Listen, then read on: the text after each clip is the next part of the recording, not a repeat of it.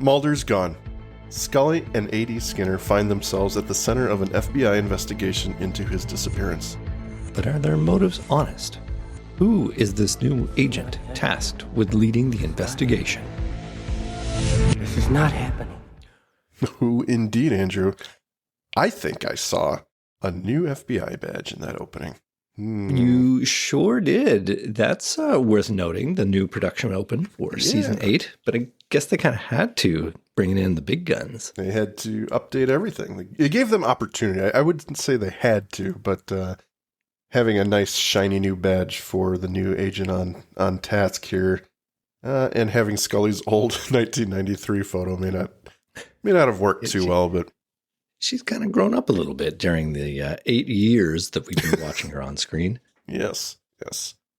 And do we need to just sort of exalt the fact that we are starting Season 8? We're starting Season 8. I know, crazy. Not 1, 2, 3, 4, 5, 6, or 7. 8. I'm glad you can count. Yeah, I mean, this is a long time coming. Looking back, we've been at this, you and I, for... has it been 4 years? 5 years? This is definitely about 4 years. Yeah, it's crazy. Insane. All right, enough self-patting on the back. I just wanted to acknowledge it. Move on. I'm not patting on the back. But yes, a new open and complete with Mulder tumbling into the midst of the void, tempting people to know, where has Mulder gone? Where indeed, Mike? Where has Mulder gone? I kind of like the Mulder flying into obscurity thing.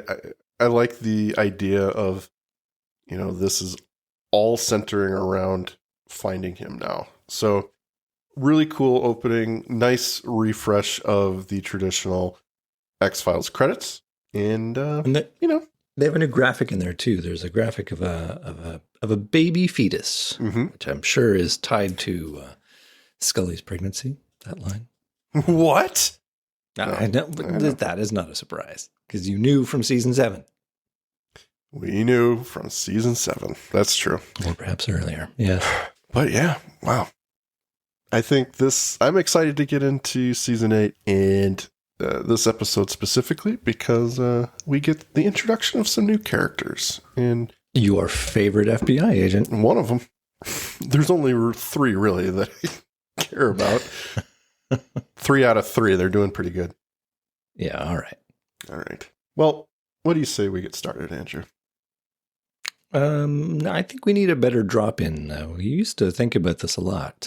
Is we ready to dive in? And since this is within, I think the catchphrase for this is, Andrew, are you ready to go within? I mean, that's fine. But again, you're describing the thing with the thing. It's true. I don't know what to tell you, man. That's all they give us. Are you ready to enter this episode and poke around? That even better. Poke shit in the woods. See how that's any worse than what I said. No, not at all. All right. Yes, I am ready to insert ourselves deep into this episode. All right. We open. A heartbeat. Organic images fade in and out of focus. Darkness washing over them. Is it a fetus? An alien embryo? The tone shifts to a pale blue light. A naked man submerged in liquid. It's Mulder. A stringing device is removed from his mouth. He gasps for air, and Scully wakes up, alone in bed. Credits. Yeah, we're going to return to this theme a little bit during the two-parter. Apparently, he's having a hard time, enough to eject people from their peaceful sleep. So he's doing this to her. It's his superpower now. He's not looking forward into the tone of the investigation. Oh no. Now he can affect people's sleep cycle. I'm having a really bad time. Feel it. And to be fair, he is. He is. Yeah. I mean, what do you make of that opening? I know it's really short, but. Well, I like they didn't, overtly. Okay, a couple things occurred to me there. The first is that it took a while for the graphic to resolve, and I'm putting myself in the position watching the season opener of Season 8 on the cliffhanger of multiple points. Mulder having disappeared, Scully being pregnant, and you're going to sit on, a gestating fetus heartbeat for like 20 seconds, it feels like, before moving on. There were probably a few like, what the hell am I watching in November 2000 when this was first broadcast. And I think that's intentional. Absolutely intentional. Keep them guessing, keep them waiting. That's fair. I'm a little bit on the fence about Scully's reaction to it. Like, can she literally see what's happening to Mulder? Well, we will definitely get into that because I have my questions surrounding that as well. Well, I'm sure I do too. So yes, grab me. It's like, oh yeah, nothing good is going to happen to Mulder. That's the message I got from that. No. He is in for a wild ride, I would say. Yeah. Well, we fade in on Scully getting ready for work. She stares in her bathroom vanity mirror, hair wet from her shower. Mark Snow's theme for Scully fades in as well. A woman vocalizing as delicate strings highlight her mood. Solemn, perhaps even scared.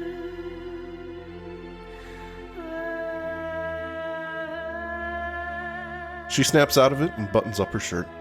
She walks down the halls in her work uniform as the music crescendos into a beautiful aria. As she heads downstairs into Mulder's office, she's shocked to see a bunch of agents rummaging through files, moving boxes, and generally making things a mess. She insists to know what's going on. They ignore her for a moment, but then one of them speaks up. They're collecting evidence. For what? The manhunt. At her protest, they cut her off and tell her they're not the ones to talk to. We cut to Skinner in his office angrily barking at the other line, somebody might have had the courtesy of telling me, and hanging up the phone. There are agents tearing apart Mulder's office who say they're part of an FBI manhunt. He knows, but he has nothing to do with it. He tells her to cool off. He doesn't want her to do anything to upset her pregnancy. She dismisses that, more focused on who could possibly be going over Skinner's head. He takes a moment, straightens up. With a sigh, he says, our brand new deputy director. And as if summoned, his phone rings. The digital display reads Kersh. And the two exchange a look. Kersh is back, Mike. Oh, boy. You can't keep a bad guy down. I'm actually excited that he's back. Because he was I got no problem with him coming back, because clearly they need another bad boss. You know, Skinner's now a good boss, so he can't be a foil for them. They need to bring in another, boss over top is going to keep them in their place. Yeah, and I enjoyed him as much as he was a very imposing figure in season 6. I liked him. I enjoyed his antagonism with Mulder. It was very believable, at least in season 6. So I was excited to see him come back here. So, yeah. Now, I have a question about the Mark Snow theme for Scully, which I think we can canonically call Scully's theme. Oh, yeah. I'm pretty sure I think that is what it's called, but I'm not positive. Oh, yeah. I mean, I don't have the soundtrack or anything, but I mean, that feels legit. It is a new direction for him because I don't think he's ever really dealt with vocals before. He hasn't really used them in this way. Not in a way that is very authentic. I would say he's had things that are, let's say, a synthesizer example of vocalizations, but I wouldn't say anything that has verged on let's record a human singing. I don't think that's really ever happened. I could be wrong, but yeah, everything else feels like it came from a keyboard until now. So yeah, this does feel a little bit more official, I guess. I don't know. Well, certainly they've given him a budget. It's not just him and a synthesizer anymore. He's actually able to bring in some talent to do some recording. Absolutely. And we will hear this song several times in the next couple episodes here. Oh, yeah. And throughout the season. So. All right. Well, we go to Kersh's office. He stands at his desk as the AD and his agent arrive. He doesn't want to lose any time. One of our own is missing. The only acceptable outcome is finding him safe and alive. Well, that was unexpected, Andrew. This comes at a stressful time with his new appointment. He's thankful, though, for their cooperation. His words ring hollow with Scully, and she clarifies, cooperate? There aren't two other people better suited to run this operation. Kersh states they're currently the primary witnesses to Mulder's disappearance, and he needs their statements. She accuses him of treating them like suspects. There's a moment between Kersh and his agent. Skinner intervenes. Taken by whom?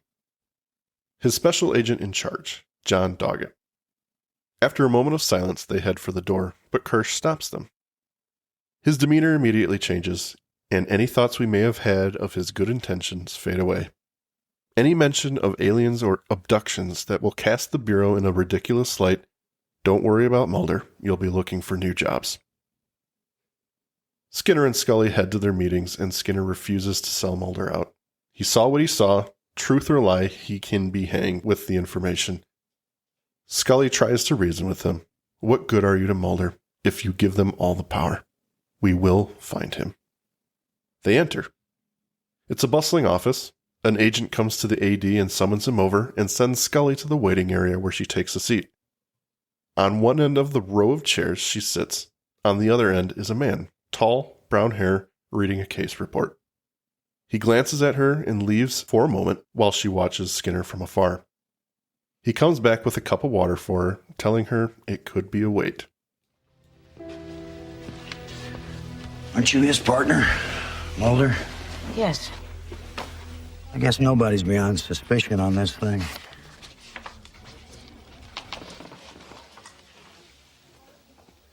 Why are they talking to you?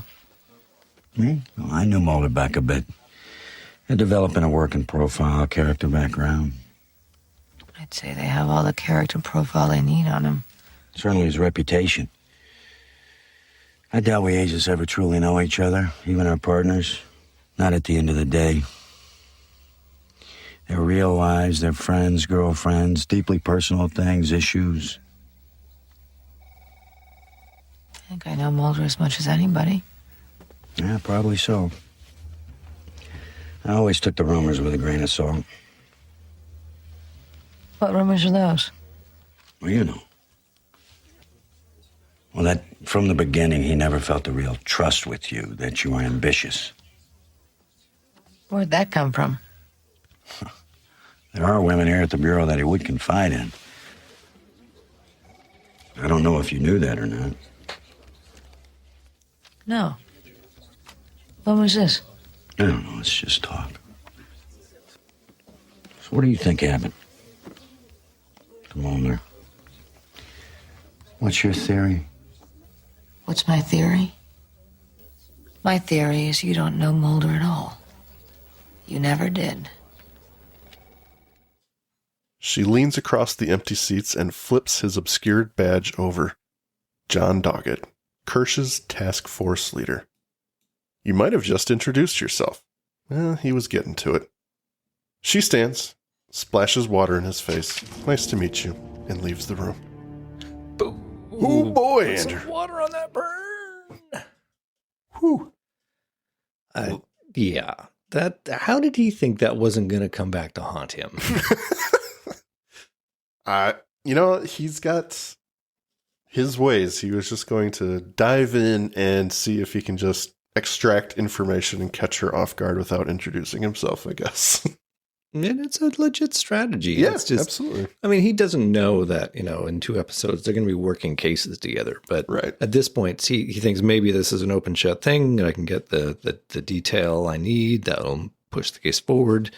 She's at her moment of most, not vulnerable, but most honest, perhaps, because she doesn't know who he is. So I'm okay with it, but I think it's a pretty risky. Good first meeting. It is a risky move because, you essentially, now that she knows who you are and has kind of seen through your smokescreen, now she trusts you even less than she might have if you had just introduced yourself. It is definitely a curious tactic choice on his end. I also want to mention that I don't think that Kersh is wrong at all to sideline Skinner and Scully in this case. I know that she pushes back saying, you don't have 2 more qualified agents to lead this. And he completely ignores them to say, no, I got my guy on this, John Doggett. He's going to do it. I think it is very presumptuous on her part to think that she is going to, they are going to run the task force. Yeah, I could see that. I could definitely see how she would feel that she would be able to, or that at least Skinner would have the kind of go ahead to direct the scenario. But I mean, it's another flavor of you're too close to this. We can't depend on you for objective thinking and things like that. And she's not an investigator. Like, she's a doctor. She's called in to consult and give her opinion on the X-Files cases, but are you don't saying think she's not got an the credentials investigator? Yeah. I mean, she's got some experience, but like I would say of the three between Skinner, Scully, and Doggett is probably the one most proficient at running this investigation. Probably. But I will just sidestep the fact that you just shafted Scully big time with that. She's not an investigator. No. She is a doctor by her own admission. All right. Well, I got to be honest, with all your complaints about the show, that's the first time I've heard you say that about her. I mean, the show is them investigating stuff. So, it's true. I mean, it's true. I mean suddenly she's not qualified?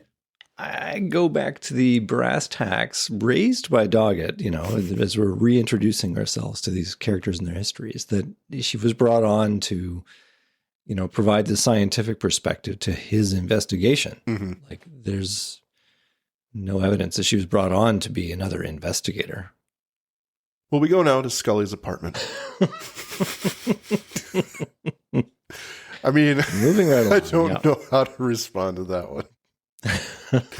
I mean, well, seriously, we've had 7 seasons of her investigating cases. Just because she's a doctor and is utilized as a doctor throughout a lot of it doesn't mean she just doesn't investigate shit.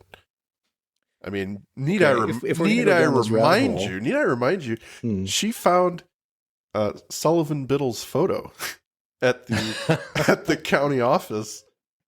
Civil War photos. She had no issues finding that. From your investigation work right there. I mean, if we're going to go down that rabbit hole, I would say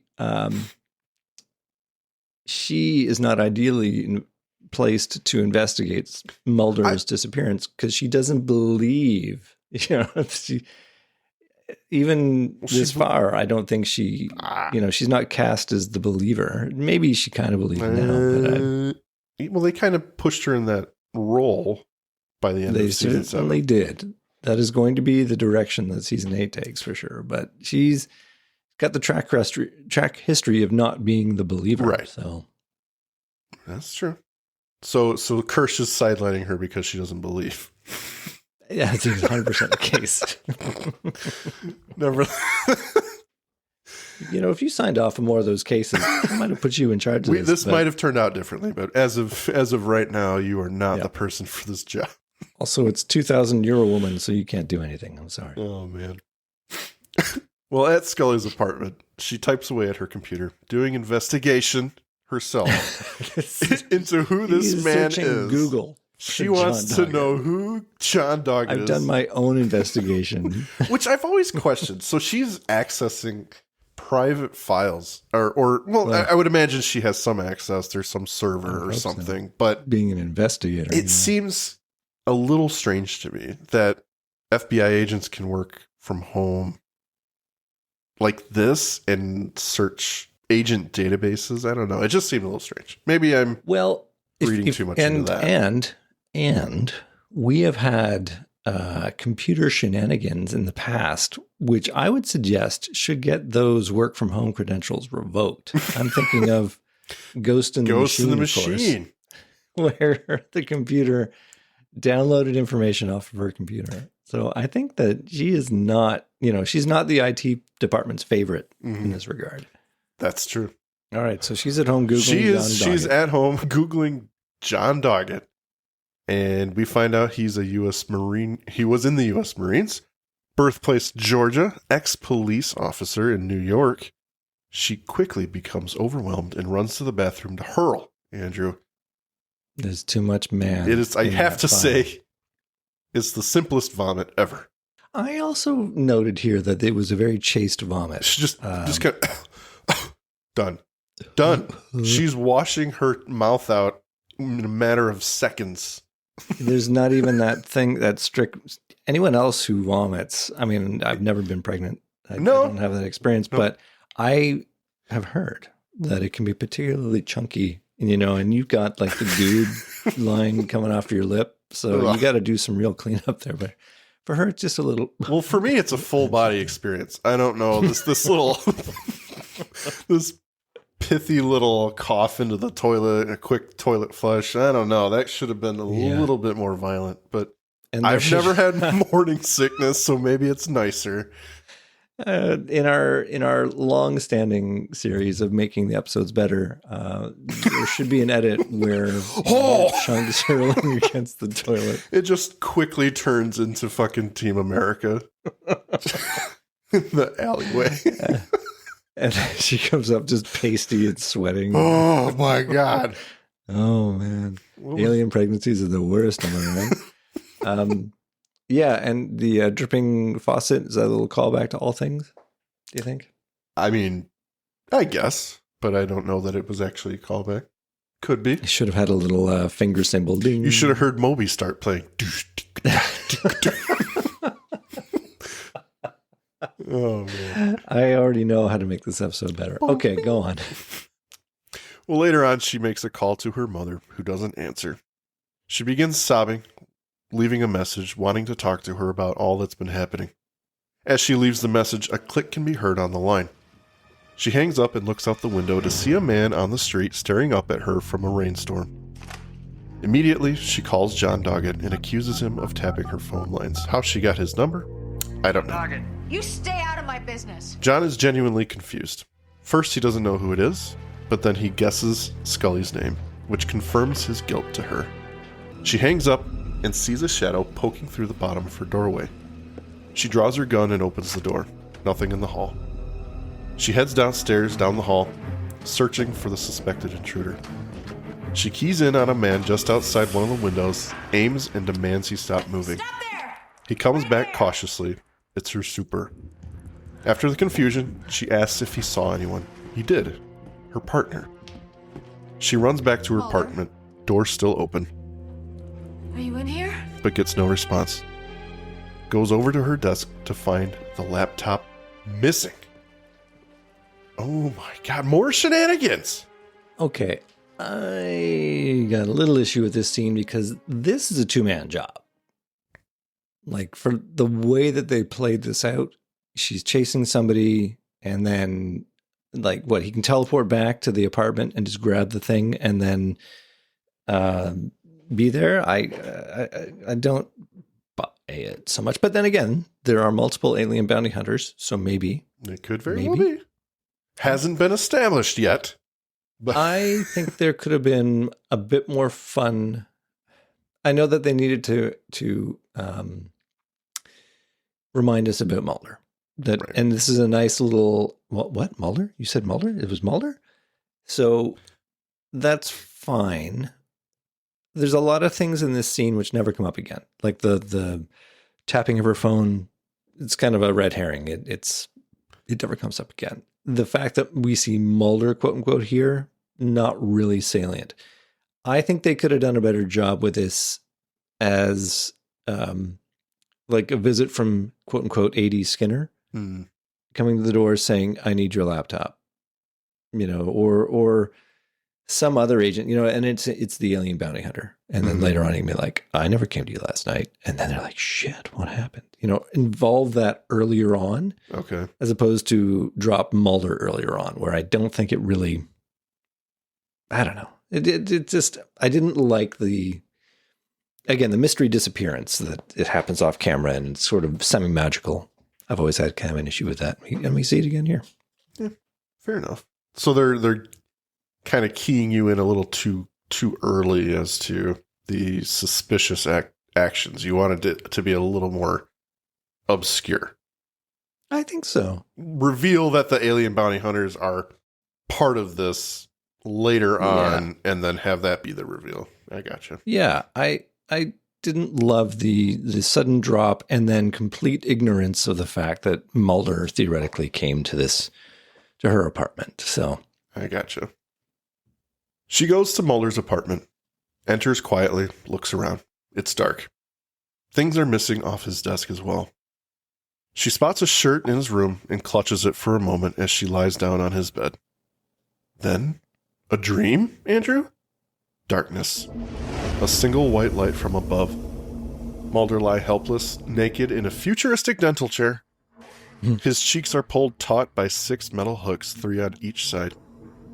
A probe comes down from above, and 2 prongs stick out. It slowly creeps towards him and telescopes into his nostrils. Then a drill swings in. It, too, inches towards him and enters his mouth, beginning to drill the roof. Yikes. That is painful. That looks fucking painful. It certainly, they've honed in very nicely on the dental fear that most of us have. Nicely done. That is exactly how I feel every time I'm in the fucking chair. I'm imagining myself with the thing in my nose, and I do not see any reason why I have to keep my mouth open in that situation. Well, I mean, are you finding issue with that too? Good Lord. I am just telling you that if I'm in that chair and that thing's going up, I don't care what's in my nose. JC Nova, this is your first time here. 1, of course, welcome again. But 2, welcome to your front row seat to Andrew's shenanigans. Yeah, that's. I'm just sitting there going, wait a second, why can't he close his nose? Like, why not put a little mouth gag on him or something? Why don't we have hands on his face? Why? I don't know. The We're not supposed to know why. I It's know. spooky alien shit. All I can tell you is I saw that thing go up his nose and I go, oh, that's unfortunate. And then he's sitting there taking it, Mike. He's sitting there holding his mouth open and taking it. And I'm just like, no. Well, it's either that or it drills that through his teeth. I mean, neither option is good. I don't know. Yeah, it also looks pretty flimsy. I feel like he could just whack it with his tongue and it would because he's Super Mulder. That's his real power. He's got a super tongue. There we go. All right. Well, we go from here to a satellite yard. The lone gunmen brief Skinner on their current work trying to locate Mulder and understand what the aliens are doing. Took some serious voodoo. Major satellite hacking. But we got your data. What am I looking at? You're seeing real-time images right off the JPL Topex Poseidon. We're wired right into the dish. We're not able to find raw data with UFO activity on it. But Langley was able to hack into the data storage here and pull up something just as tasty. You're looking at UFO activity in the Pacific Northwest just prior to Mulder's abduction. All these markers correspond with reported alien abductions. It's a regular shopping spree. So Mulder's abduction Was a UFO whistle stop on the way to the next pickup. where? Where's the UFO activity after Mulder's abduction? Like we said, we can't tell. Not from the data we're pulling down. Look, if we can figure out where that ship was going, where it was going to be, we've got a chance to find Mulder. Doggett comes in to meet with Kersh. You fly, Agent Doggett? Flying's for birds and baseballs. USMC, sir. Vietnam, we used to fly night sorties 10 feet above the treetops. Before night vision, before fly-by-wire. 600 miles an hour, and all we had was an idiot gauge on our wits. Guys used to say they only knew their altitude by the smell of the VC rice pots. You've come a long way, sir. Using all the same instincts. But that's not why Doggett's here. This task force, I'm running it, right? The man says yes, but what prompts the question? And Doggett just says, my idiot gauge, my wits. He goes to leave and Kersh throws him a line. You got a real chance to shine here, John. Show them all you're an ace. So, I'm sorry, you didn't like something about this scene? No, I'm not. I didn't say that. No, I was just going to say, I think this is our first inkling that John feels like something is beyond his knowledge. He's under the impression he's running the whole thing, but he does not know where the wiretap came from. I don't believe he did that. And this prompts this little interaction between those two. I don't think that, okay, hot take, I don't think there's a wiretap at all on that phone. I think it was Scully's landlord messing with the wires because he's out there in the rain doing something, fixing the cable, and he managed the phone line or something. And Kersh is all like, oh, what are you talking about? What's going on? And Doggett's like, oh, I'm just, just make sure, man, it's all good. But anyway, because again, the phone being tapped thing never comes up. Okay. So because it didn't come up, it never happened? Exactly. It never actually happened. You are pulling at straws today, man. Well, Scully wakes up in Mulder's apartment to find John Doggett standing over her. Her cover story as to why she's there is flimsy at best, and Doggett calls her on it. She confronts him. You have a way about you that may have worked with the NYPD, but she's a fellow FBI agent. She accosts him with her grievances. He claims ignorance to a wiretap accusation.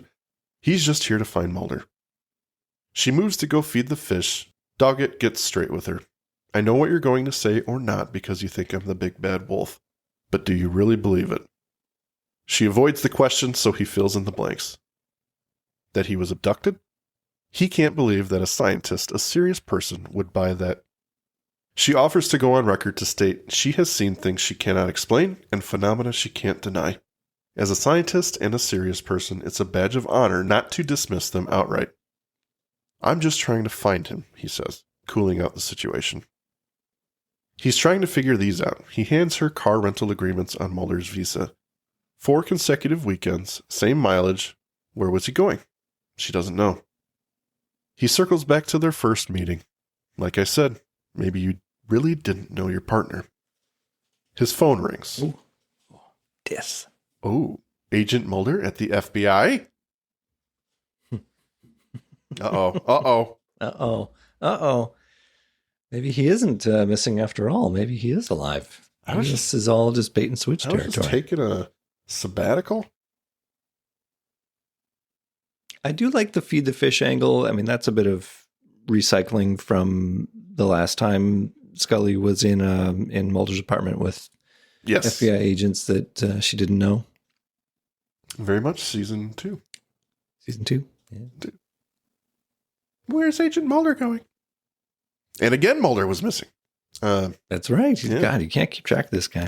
He is a slippery, slippery dude. We cut to Skinner walking down the halls. Back in the interrogation room, the same agent summons him back. This time, Kersh, Doggett, and the other agent are there.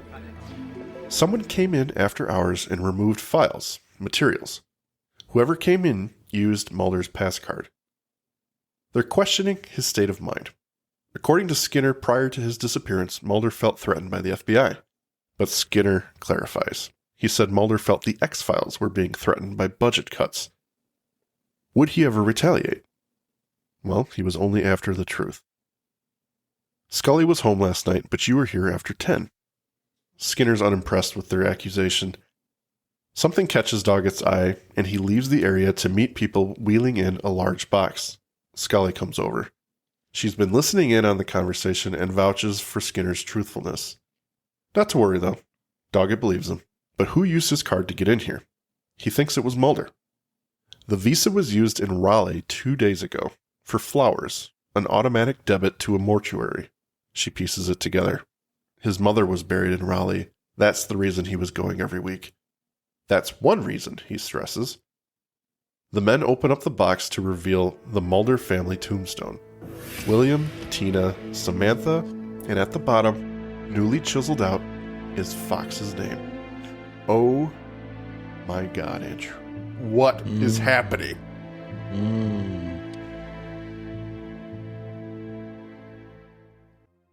It's that time, everyone. The Magus Media Production sales pitch. Please check out our homepage at magusmediaproductions.net so you can stay up to date on all of our shows. Check out our Facebook group, facebook.com/groups/Magus Media Productions, both of which have our Discord link on it, where you can join us for live shows as we record them for future release. At Magus Media Prods on X, our Patreon, patreon.com/MagusMedia, where a $5 donation will help us keep the lights on and bringing you new content and you get some stickers. Thank you for your consideration and support. Yeah. You know what? In the spirit of just going along, getting to get along, and getting along to go along, I'm just going to say this is great. What? I love this bit of what's going on? What are you thinking, feeling?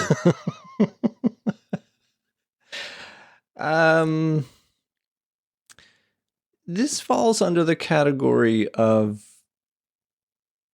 inventing plot elements that might have come up in previous seasons. You know, like, of course, the characters have a life outside of the episodes. I try and stress that anytime we see Scully on vacation and get into a caper, and it's like, surely she has vacations where crazy stuff doesn't happen. Surely she has family meals where it's normal like every other thing. We just see all the cool stuff on TV. That's all. Right. It is. But I feel like this is a fairly big plot point that she would have known about. Or you know, would have intuited that something was up. And yet it is so big, he manages to hide it from her. So I'm not in love with the stunning revelation of, you know, the gravestone appearing. Unless it's some kind of setup. I guess I might believe that more. Like somebody is going to some effort, some shadowy figures going to an effort to make a narrative about Mulder. I would almost believe that more than this idea that it was him. Mm-hmm. I mean, this dovetails into another question I have, which is who actually did break into the FBI with Mulder's card and steal the file? Because that file shows up with John Doggett. You know, it slid under his door later. At first, I thought it was the alien bounty hunter. That's certainly a theory that Scully wants to promote, but I don't think it's him. Right. Because then why would he give that file to John Doggett? It doesn't help him at all to do that. So it's got to be somebody else. So discuss. Who indeed? Well, we can't. I mean, they do come out and say it, kind of, I would say, later on in the show, but I can't really give that up. Yeah, you're right. Somebody might, be surprised. Well, they very well could be. I mean, we have people in the chat here that maybe not have seen the show. Fair. Okay. Well, don't, just keep that. Yeah, that's one of the, okay. So we all know I'm not a huge fan of the season 6 closer thing with Mulder. No, I'm not a huge fan of that. So I'm okayer, if that's a word, it's not a word. But I'm okayer with the fact that he was secretly suffering from something resulted from that. You know, if they already did it, so there's no going back at that point. So if they want to create a side effect of this thing that is killing Mulder, supposedly, then I'm okay with that. I'm okay with the fact that he didn't want Scully to know with it. I guess it's just not really a huge disappointment to me. I think it was more for shock value for the viewer. 100%. The fans. Like, what's in the box? A gravestone? I did not expect that. I totally understand the why. I just question the how, I guess. And, yeah. I mean, I guess part of it is them writing out David Duchovny. You know, if they clearly want him off the show, they're laying the groundwork for. No, he was going out. You know, the character was dying, and so him being abducted by aliens is just sort of another way that he was definitely going out. Mm-hmm. And they can always unwrite it later. You know, the aliens fix him.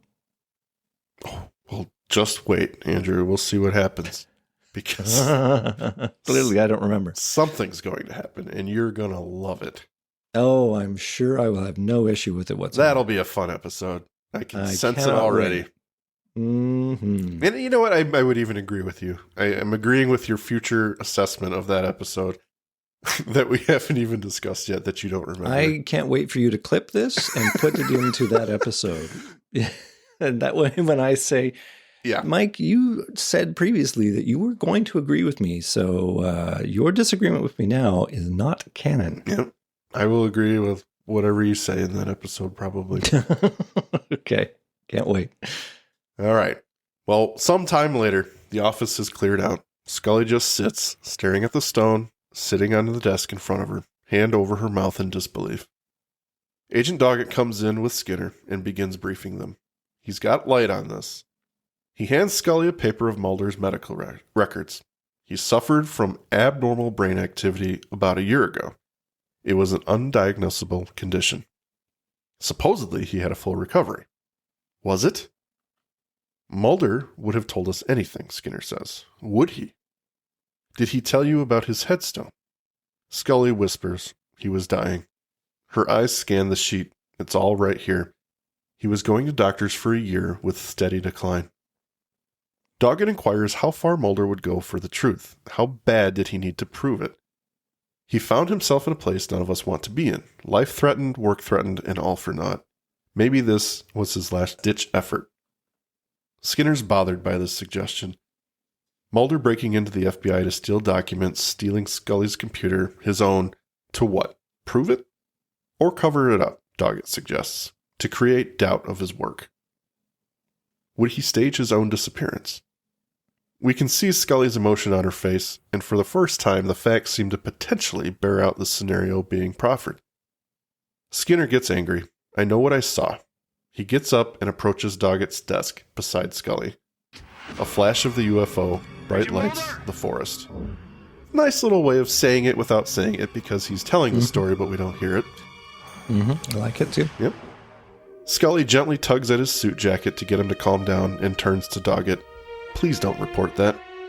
But he doesn't know what good it would do him. He leaves the area to get on the phone, and Skinner leaves to get answers. These are records of microburst activity. What we read is UFO activity since Mulder's abduction. I think this is a waste of time. No, it's not. Just look at them. I'm looking, and what I'm seeing is activity all over the southwestern states. That's right. Mulder disappeared in the Pacific Northwest. And if Mulder is on that ship, this is where he is now. Here, in the Arizona desert.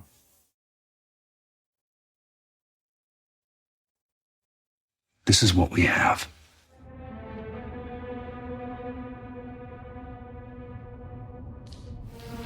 Okay. Say this is true. Then how do we even begin to start finding him?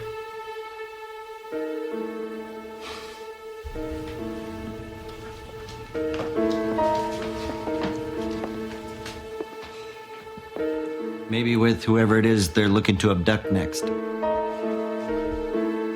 Hey, we're only trying to help. We're only trying to find Mulder. That's it.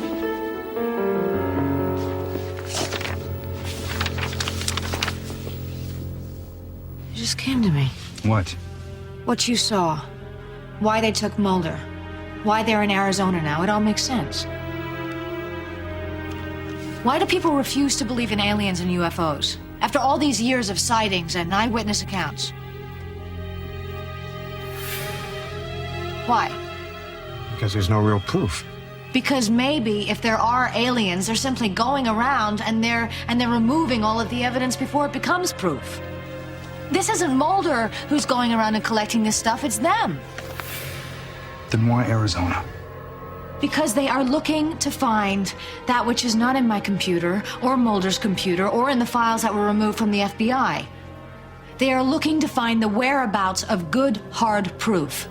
That in this case exists in a person. In a boy named Gibson Praise. She couldn't just say Gibson Praise. She needed to lead it up a bit, you know? Inflate it so that it was very dramatic. Very dramatic. Well, she had to accommodate for that little montage of Doggett being slipped a file under his door. File by somebody. 1013-113. Yeah, it's very good. I liked it. Gibson Praise's file. Oh, boy. Oh, Gibson Praise. Here we go. So we haven't seen him since the beginning of season 6. Mm-hmm. Nice to bring him back into the fold here. It looks like he hasn't aged a day. Hasn't aged a day. What do you think about this little revelation here, Andrew? I got a little bit to say about that in final thoughts, but I will say that it took them a while to come back to Gibson Praise. Perhaps longer than they should have taken. Just saying. Okay. But as a plot hook, it works in this case. It actually works very well. So I will give them credit for that. Okay. Well, we come back on Doggett briefing a bunch of agents on Gibson's file. His files were the ones stolen. He's a pint-sized chess champion. He displayed abnormal brain function, including reading people's thoughts. Mulder reported he may have alien physiology. He believes in order to find Mulder, they must find Gibson. Another dream, Andrew? Mulder again. Yes. Mulder again on the futuristic dental chair. The lights above him turn on dramatically. Another small circular saw swings into frame and engages. It descends slowly, eventually ripping into his flesh as he watches and screams in horror. I gotta say, aliens don't know anything about anything. Where's like freaking anesthetic? Well, clearly they don't care. I mean, I'm fine with that. You know, aliens, they got no interest in preserving his mental health, clearly. But that's their number one priority. First of all, I'm surprised that this UFO is in one piece, because look who's driving it, first of all. So clearly there should be a crash into something, being a nether jet or the ground, because that's how this guy likes to fly. But anyway, he's clearly learned some lessons, so he's flying just fine. The saw is the least efficient saw imaginable. Like, it's literally got a wedge cut out of it. Right. So, like, it's basically clubbing his, like, it spins real fast and it looks like it should do its job. That's not how saws work. Like, right. It's literally going to rip and rend his flesh. Yeah. Which I suppose maybe torture is the name of the game. So it's totally working as intended. But if it's designed to put something into his body, like, there ain't going to be much body left after using that particular saw. Well, not to mention they go pretty fucking deep with that thing. Right into the sternum. Ugh. Yeah, like, there's got to be a more efficient way to stick your probes in. Nope, this is the only one. This is the only way to do it. Just the way we do it. They've tried, believe me, Andrew. Yeah. We just don't get the good screams out of the more efficient way. Well, Scully awakens, this time in the passenger seat of a car while Skinner drives. Just in time, he needs some navigation. They're looking for a needle in a haystack. She remembers he was last seen, Gibson that is, at a power plant outside Phoenix. But data shows activity 100 miles north of there, and there's nothing out there. As their Jeep careens down the desolate highway, the shadow of a helicopter appears following them. It's Doggett. He gets an update. Yeah, this is John Doggett. Just confirmed the location on this kid. He's at a school for the deaf in a place called Flemingtown. Dot on the map about 90 miles from where I am now. Just talk to the school principal there. Is the kid in school now? Yeah, he lives at the school. All right, have the principal take him out of class and put him someplace where he can keep an eye on him until we arrive. Got it. Gonna take me an hour and 15 to get there. All right, well, I'm gonna see if I can cut some time off that.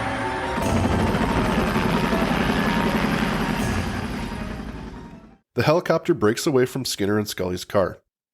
They stop for gas, and Scully thinks she sees something in the desert. A blurry image that fades in and out. A landed UFO? She dismisses it as Skinner comes back from the convenience store. There's a school about 20 minutes from here. At the school, the principal talks to the FBI on the phone and agrees to pull Gibson from class. Doggett's helicopter unceremoniously descends on the ground as Gibson is let out. A young girl watches as her friend leaves. Doggett gets out of the helicopter as Scully and Skinner pull up. He introduces himself to the principal, who tries to get firm with him, but fails at stopping him. Gibson is nowhere to be seen. After a quick search, Doggett can't find him and heads back outside. The rest of the FBI shows up, and he calls for them to search the area. The kid's on the loose. Gibson, hurriedly walking around the back of the building, bumps into someone who blocks his path. He looks up. Doggett, eventually rounding the corner to the back of the building, sees footsteps in the sand. He follows them to a second set, and both leading off into the desert. He pursues. We see a man dragging Gibson forcefully along, coming to a large canyon. From behind them, we hear Doggett yell to them. Let the boy go! Let him go, Mulder! and boom, they turn around, and it's Mulder, shown with Gibson. Credits.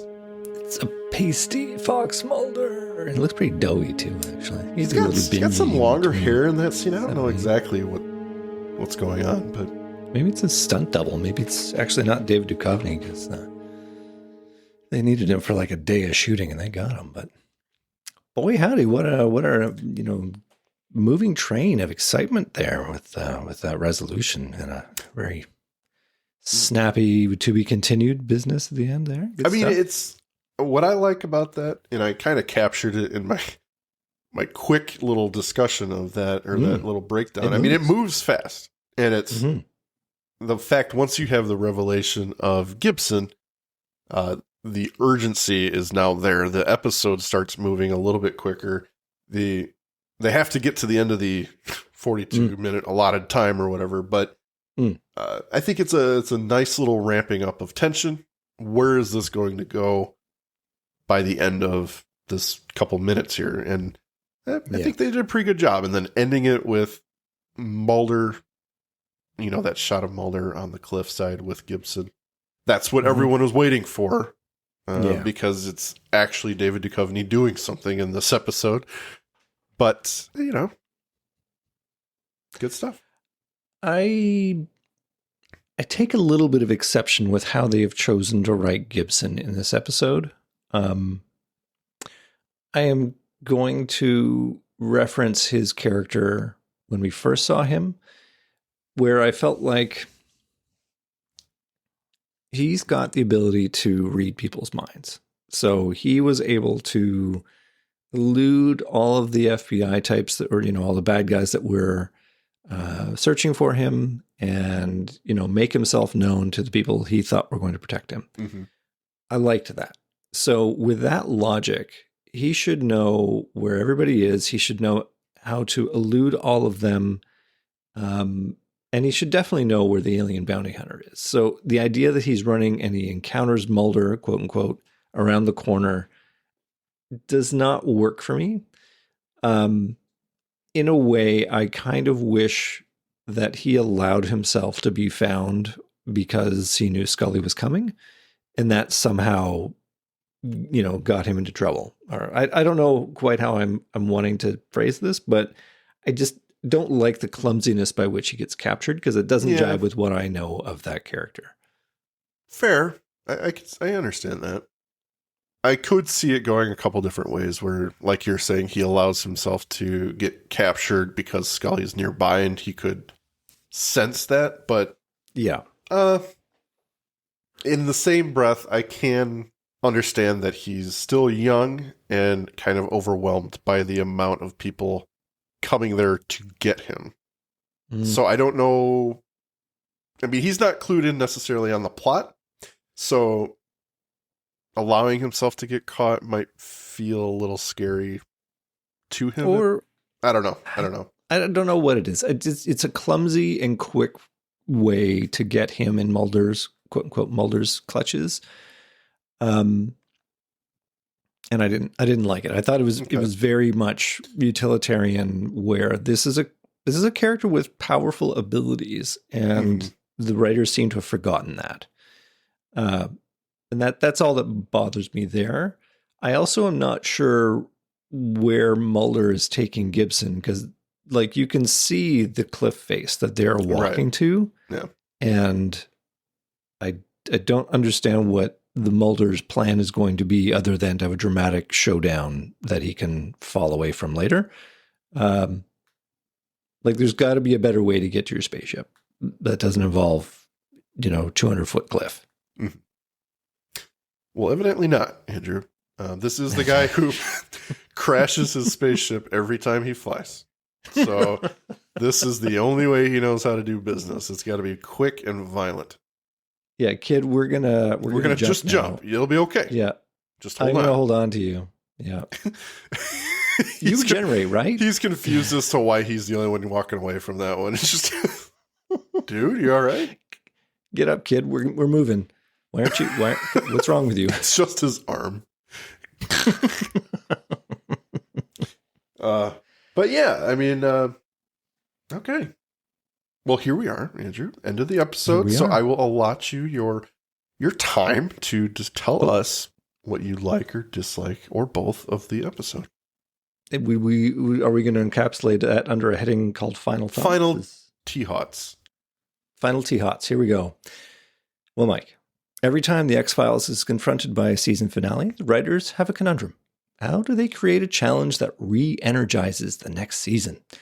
They have a better than 50-50 track record in doing this. The best example was the transition from season 4 to 5, where Mulder has to re-examine all his beliefs in the paranormal because of an extremely convincing hoax. And here in season 8, the writers have again been thrown a curveball they can work with. David Duchovny is leaving the show, and that forces a writing decision about the disappearance of Agent Mulder. Will he ever be seen again? The answer, of course, is yes, but not for a while. And so they need to bring in Agent Doggett, an excellent substitute for the male lead, allowing the writers to flip the script, making him the skeptic, Scully the reluctant believer, and now expert in the paranormal. It's a compelling move that's set up very nicely in this episode, and for the most part, I like it very much.